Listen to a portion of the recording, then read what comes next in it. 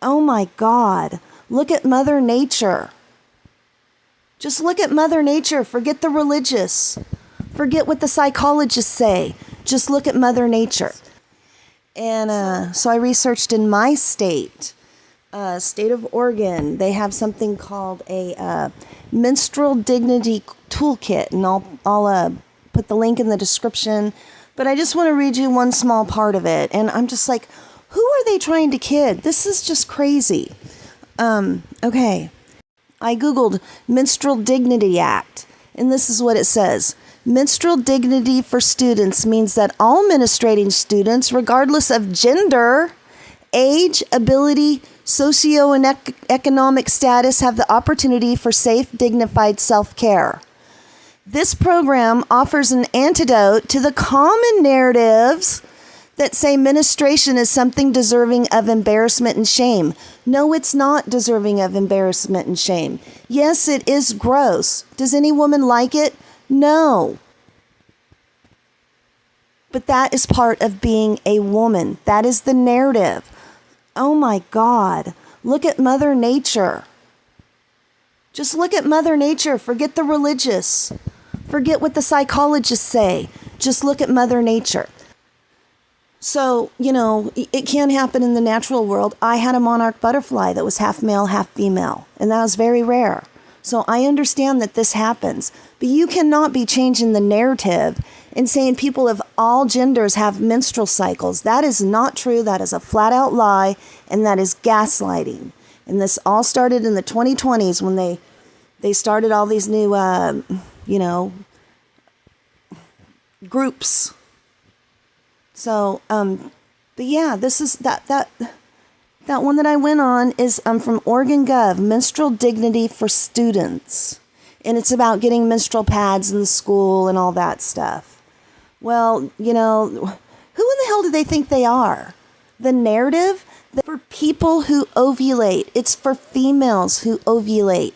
Women, young women, which I might as well go into my other bathroom complaint since I'm here. Us girls, if I was a girl in middle school, I would be horrified to have some guy in my bathroom, especially some guy that wasn't sure of his sexual identity, because so a guy identifies as a female and he wants to become a girl, so he changes into a dress, and then he can go over to the girls' bathroom. I'm wondering, well, why doesn't he just continue to use the boys' bathroom? What's the issue? If it's not supposed to be an issue for us, why is it an issue for them? Why shouldn't the men be more accepting of them?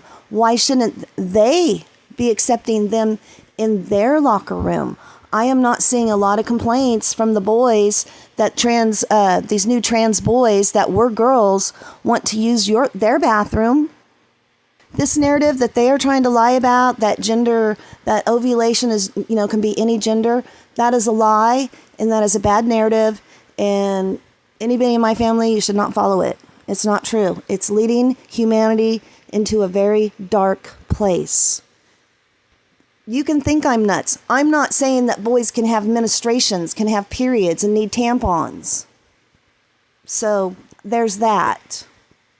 I don't see why women are the ones that have to be so understanding and accepting, and young girls. Any gender can have a period. I don't want them in the bathroom with my daughter.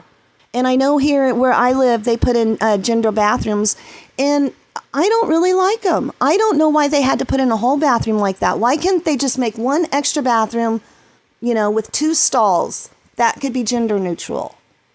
But no, they have to, and I don't know, I haven't been there. I just seen one picture.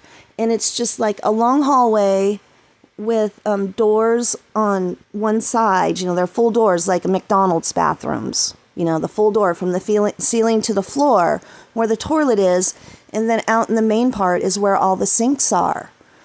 I just don't even still feel comfortable with that. Bathrooms when I was in middle school, they were a big hangout place. All the girls in the morning in there putting on their makeup in the mirror because, some weren't allowed to wear makeup. So the ones that could brought their makeup and they shared.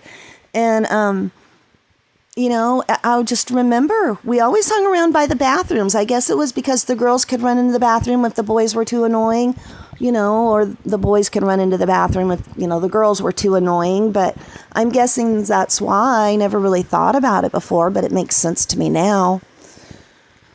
So, as a person that really had no issues with bathrooms a month ago, I'm discovering I'm having a lot of issues with this. I can't believe all this has been going on. Like I say, I'm not against gay people. I'm not even against trans people. But you can't be lying to the kids about this. They're going to grow up with this in their mind if this is how it is. And they're going to be mighty pissed off when they get older and find out they were lied to. I understand there's some gender dysphoria people. And, I'm real sorry that you have that. And you have to deal with that in your life. But, another thing on here.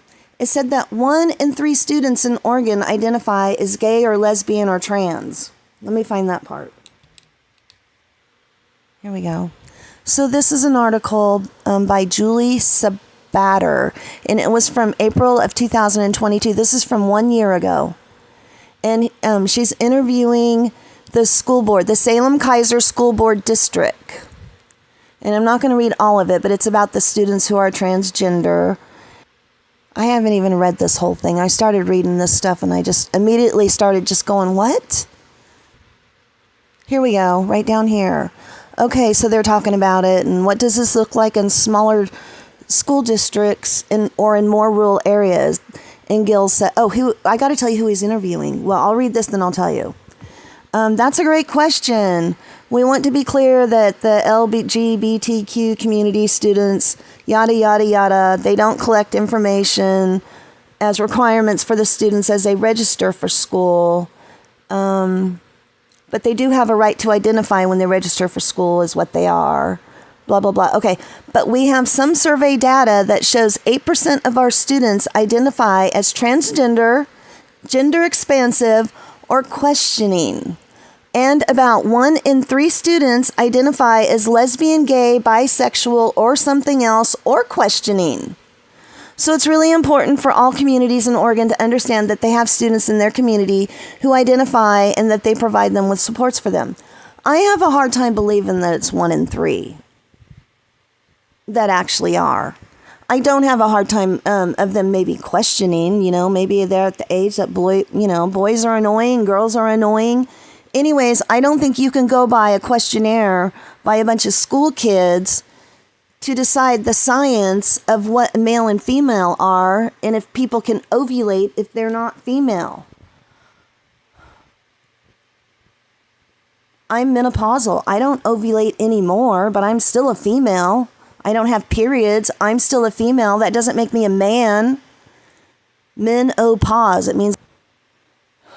Oh my God, I just can't believe this. Oh, the guy's name. Okay.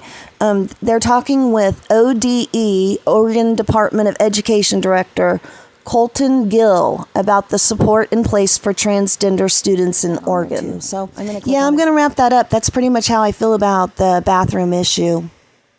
Anyways, again, I just want that out there to know, history to know what's going on and how I feel about it, because I watch history shows and I always wonder, well, what was it like for just the normal people? What did they think? So, anyways, this is what I think. All right, bye.